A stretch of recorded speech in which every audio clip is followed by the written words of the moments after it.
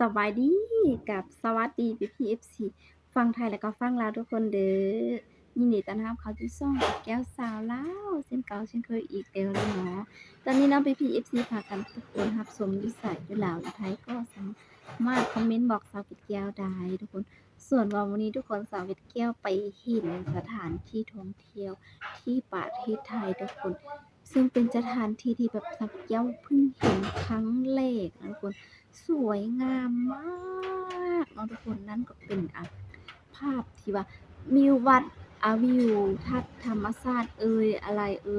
แบบก็ตอบอิหยังทุกคนมันเป็นสถานที่ที่สวยงามทุกคนเนาะซึ่งสาวแก้วตั้งใจเอามานำเสนอสุดๆคลิปวิดีโอเนี่ยทุกคนเนาะซึ่งแบบจะมีพี่ๆ FC จะเบิ่งบ่มักเบิ่งบ่แล้วก็จะกดไลค์ให้สาวเกดแก้วบ่จั่งซี้ก็ บ่เป็นหยังทุกคนแต่เป็นภาพวิดีโอที่สาวเกดแก้วอยากนำเสนอสุ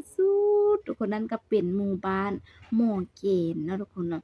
เกาะสุรินทร์ทุกคนอยู่ที่จังหวัดพังงาเนาะทุกคนเนาะซึ่งไปทุกคนภาพบรรยากาศสาวเฮ็ดแก้วเห็นทุกคนอยากแบบสาวเฮ็ดแก้วตั้งใจอยากไปเที่ยวแฮ่งทุกคนสถานที่บ่นี้เนาะทุกคนในณตอนนี้ความคิดความฝันนะทุกคน อยากไปถ่ายรูปไปถ่ายรีวิวให้ทุกคนได้เบิ่งได้เห็นนำกันเนาะและภาพวิดีโอสาวเก็ดแก้วก็อยากมานำเสนอภาพสถานที่ท่องเที่ยวอยากช่วยนำเสนอให้ทุกคนทางบ้านหรือว่าไผที่กำลังมีแพลนจะไปเที่ยวเมืองไทยประเทศไทยทุกคนอ่าได้มีแพลนกันจะไปเที่ยวทุกคนก็ไปเที่ยวจังหวัดนี้ได้ทุกคนเป็นบรรยากาศสวยงามแรงทุกคนเนาะ แล้วภาพบรรยากาศทุกคนสาวเกดแก้วได้เบิ่งจากหนัง Moana เนาะทุกคนที่ว่าเพิ่นได้แสดงหนังตอนนั้นทุกคนแล้วก็เอาสถานที่ตอนนี้ไปอ่าไปแสดงนะทุกคนก็เลยเฮ็ดให้สาวเกดแก้วคิดถึงอยากให้ทุกคนไปเบิ่งคลิปวิดีโอไปพร้อมกันว่าจะสวยงามและธรรมชาติส่ำใดทุกคนไปเบิ่งภาพบรรยากาศไปนำกันนี่คือหมู่บ้านมอแกนเนาะทุกคนเนาะ มันเป็นแบบนี้เลยทุกคน ซึ่งหลายๆคนเอิ้นบอนนี้ว่าหมู่บ้านหมออานาในชีวิตจริงที่เกาะสุรินทร์จังหวัดพังงาเนาะทุกคน ซึ่งงามขนาดทุกคน งามแบบคือจั่งที่ทุกคนเห็นในวิดีโอตอนนี้นะทุกคน นี่ซึ่งแบบอันนี้จะเป็นคลิปจากช่องที่เพิ่นรับเฮ็ด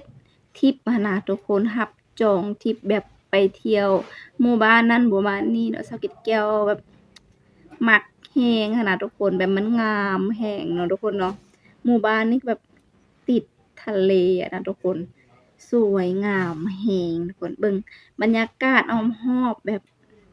สวยงามแรงอะนะทุกคนเบิ่งน้ำและเรือเนาะทุกคนแล้วก็มีป่าไม้ธรรมชาติคือแบบการขายของขายสินค้าแต่ละอย่างก็เหมาะกับสถานที่แรงเนาะทุกคนเนาะฮู้แล้วก็เป็นการขี่เรือเลาะเนาะทุกคนก็สิประมาณนี้ทุกคนถ้าว่ามีโอกาสอยากไปแบบภาพบรรยากาศคืออยู่ในหนัง นักจากหนัง Moana ที่สาวเกดแก้วนึกถึงแล้วก็มีอีกหนังเรื่องหนึ่งหนังเรื่องนั้นก็คือหนังอังกอร์เนาะทุกคนเนาะถ้าว่าจำบ่ผิดนะที่เสียงเพลงจะเฮ็ดให้เราคิดฮอดสมัยก่อนหั้นนะสมัยยังน้อยหั้นนะทุกคนมีผู้ใดได้เคยเบิ่งบ่ทุกคนชื่อหนังถูกบ่เนาะทุกคนคอมเมนต์บอกสาวเกดแก้วแหน่หนังเรื่องนั้นสิเป็นหนังอ่า ถ่ายอยู่ในทะเลเนาะทุกคนเนาะทุกคนเนาะป๊าด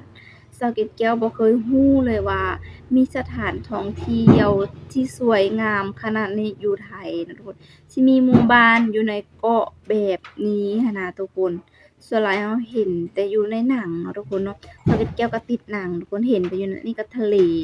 อยู่ไทยบ่อนงามๆหลายเนาะทุกคนบ่ว่าจะเป็นเกาะล้านเกาะเปานู่นนั่นหลายสิ่งหลายอย่างนั่นแหละทุกคน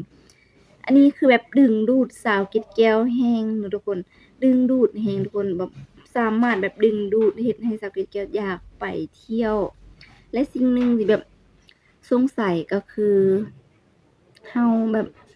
สามารถไปนอนอยู่กระต๊อบหั้นได้บ่ทุกคนถ้าผู้ใดเคยไปเที่ยวมาคอมเมนต์บอกสาวเกร็ดแก้วได้นะทุกคนซึ่งคลิปแบบยาวๆบ่ค่อยมีอะนะทุกคนสาวเกร็ดแก้วเบิ่งอยู่ในTikTok บ่ค่อยมีเนาะทุกคนหรือว่าสาวเกร็ดแก้วซอกบ่เห็นบ่ทุกคนบ่แน่ใจแต่อยู่นี่เพิ่นก็สิมี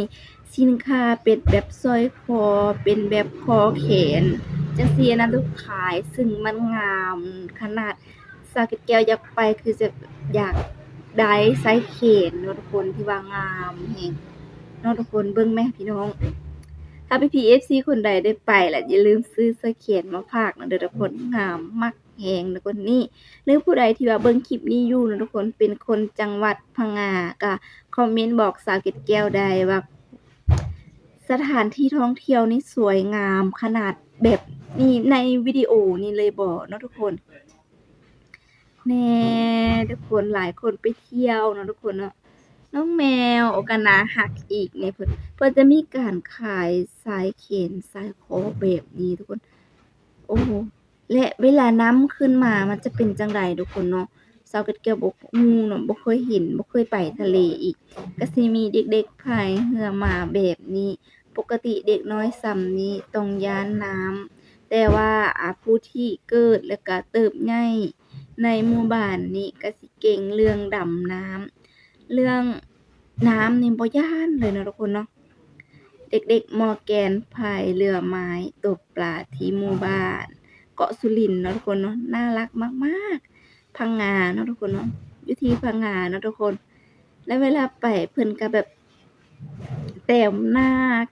จั่งซี้นะทุกคนคือแบบน่ารักขนาดเลยเนาะทุกคน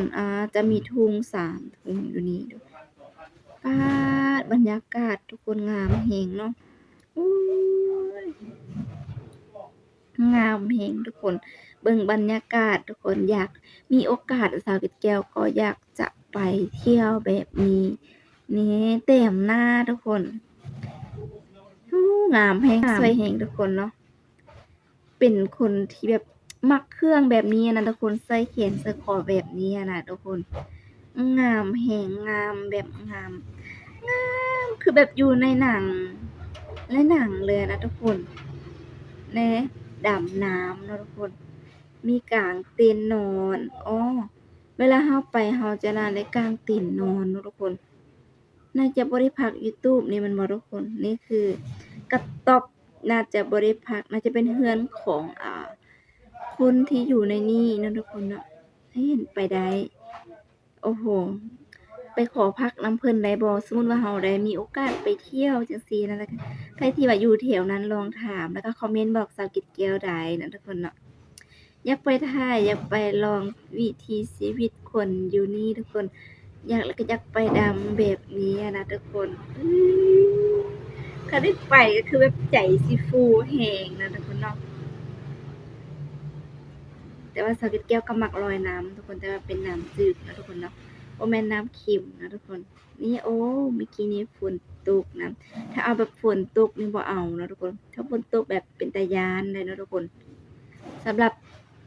รู้สึกว่าเป็นตาย้านสำหรับสิงแก้วเนาะฝนตกอยู่ทะเลอะนะทุกคนอันนี้จะเป็นภาพบรรยากาศที่ว่าเอามานำเสนอวันนี้นั่นเองนี่มีแต่คนงามๆที่ว่าไปเที่ยวหมู่บ้านนี้นี่พี่คนนี้ก็คือแบบสวยมากนะทุกคน งามเลยแหละทุกคนไปแต้มอันนั้นใส่นาซึ่งเป็นความฝันของสาวเกร็ดแก้วเนาะทุกคนอยากไปแต้มนาน่ะเนาะเป็นบ่อนที่ว่าอยากไปตอนนี้นะทุกคนอือืเนาะทุกคนเนาะภาพบรรยากาศงามอีหลีนะทุกคนคักอีหลีทุกคนมักแฮงซึ่งคนที่อาศัยอยู่จะเป็นคนไทยบ่แท้ๆ100%เนาะทุกคน สาวเกร็ดแก้วได้ยินมาว่าแนวนั้นว่าเป็นหมู่บ้านของคนไทยเลยเนาะอันนี้คือภาพไกลๆทุกคนก็เป็นหมู่บ้านน้อยๆทุกคนเป็นหมู่บ้านเล็กๆที่ตั้งอยู่ริมชายหาดเนาะทุกคนเราต้องได้ขี่เรือเข้าไปเนาะทุกคนบางคนอยากไปกลับก็ยังแบบอยากไปนอนก็น่าจะนอนได้และมุมนี้เป็นมุมที่งาม ที่สุดเลยทุกคน เป็นมุมคืออยู่ในหนังเลยนะทุกคน คืออยู่ในหนังหลุดออกจากนิยายอะนะทุกคนเนาะหรือว่าภาพจำของเราปัจจุบันนี้มันทันสมัยหลายแล้วเห็นหลายๆบ่อนทันสมัยหลายแล้วก็เวลาไปเห็นบ้านอิหยังแบบนี้อยู่เรียงกันมันก็รู้สึกแบบรู้สึกมักรู้สึกคักหั้นนะทุกคน นี่นี่ก็สิมีบอนขายเพิ่นก็สิคักๆหั้นนะทุกคน คือแบบย้อนไปหลายๆปีก่อนซี้นะทุกคน สาวเพชรแก้วเองก็มักแบบนี้มักบ่อนใดแบบเท่าบ่อนนี้มาก่อนอะนะทุกคนแต่ก่อนสาวเพชรแก้วจะไปกรุงเทพอยากไปเที่ยว เพราะว่าเกิดมาก็บ่เคยเห็นความเจริญหลายเนาะทุกคนแต่บ่เห็นแบบนี้แล้วอยากไปเที่ยวหม้องนี้สุดๆทุกคนเนาะป๊าดยาวขนาดทุกคนนี่งามขนาดเลยทุกคน แล้วจะคิดว่ามันจะเป็นบ่อนที่นักท่องเที่ยวบ่แออัดเกินไปท่องเที่ยวแบบมักวิวธรรมชาติบ่แออัดเกินไปนะข้อยมักบ่ได้ที่ว่าคนหลายแฮงซี้นะทำให้แบบเฮ็ดให้อากาศหายใจยากเนาะทุกคนเนาะอืมถ้าผู้ใดอ่าขอฝากซื้อผู้ใดที่ว่าได้ไปขอฝากซื้อเสื้อแขนจักอันถ้าผู้ใดที่มีแผนไปหรือผู้ใดเคยไปก็สามารถหรือว่าส่งรูปมาอวดได้นะทุกคนเนาะอ๋องามแรงทุกคนป๊าดบรรยากาศสุดยอดแรงทุกคนป๊าดมีปะการังปะการังบ่ทุกคนเนาะอยากจะขี่เรือมาแบบนี้ทุกคนเนาะแล้วก็ดื่มกาแฟชิลๆเสียนะทุกคนบรรยากาศโอ้แม่พี่น้องงามแรง แน่ฮอดสาวเพิ่นงามเนาะแต่งหน้าอีกแล้วเนาะทุกคนโอ๊ยคักขนาดเลยทุกคนอีกอยากไปแฮงนะพี่น้องถ้าเกิดแก้วรู้สึกว่ามันเป็นจั่งใดกันแน่เด้อทุกคนหลังจากที่ว่าได้เบิ่งคลิปวิดีโอกันแล้วเนาะเป็นคลิปวิดีโอที่สาวเกดแก้วตั้งใจสุดๆที่จะเผยแพร่คลิปนี้ให้ทุกคนได้เบิ่งและก็ได้รู้สถานที่ท่องเที่ยวในประเทศไทยทุกคน ซึ่งบรรยากาศทุกคนป๊าดสวยงามแฮงมีการขายใส่แขนใส่คอแบบนี้อะนะทุกคนสาวเกดแก้วมักใส่แบบนี้เครื่องประดับแบบนี้อะนะทุกคนพี่ๆ FC คนใดอยู่จังหวัดพังงาทุกคนถ่ายรูปให้สาวเกดแก้วเบิ่งมาโชว์ความสวยความงามใดเลยนะทุกคนเนาะเป็นภาพบรรยากาศที่สวยแฮงนั่นเองทุกคนเนาะซึ่งเป็นกระต๊อบเป็นอิหยังเนี่ย มันเป็นแบบธรรมชาติมืดนะทุกคน พี่ๆ FC คนใดเคยไปแล้วคอมเมนต์บอกสาวกิแก้วว่าวิวสวยงามขนาดนี้บรรยากาศดีขนาดนี้แท้บ่เนาะทุกคนเนาะเอาล่ะเนาะคลิปวิดีโอนี้ทุกคนบอกว่าหลายง่ายหลายทุกคนให้ทุกคนเบิ่งภาพวิดีโอช่วยกันและกันแล้วทุกคนความงามโอ้โฮสุดเลยเนาะจะขอจบคลิปวิดีโอเพียงเท่านี้นั่นเองทุกคนฝากพี่ๆ FC ทุกคนกดไลค์กดแชร์กดติดตามนำแน่เด้อสำหรับพี่ๆ FC คนใดอยากให้สาวกิแก้วเฮ็ดคลิปหยังก็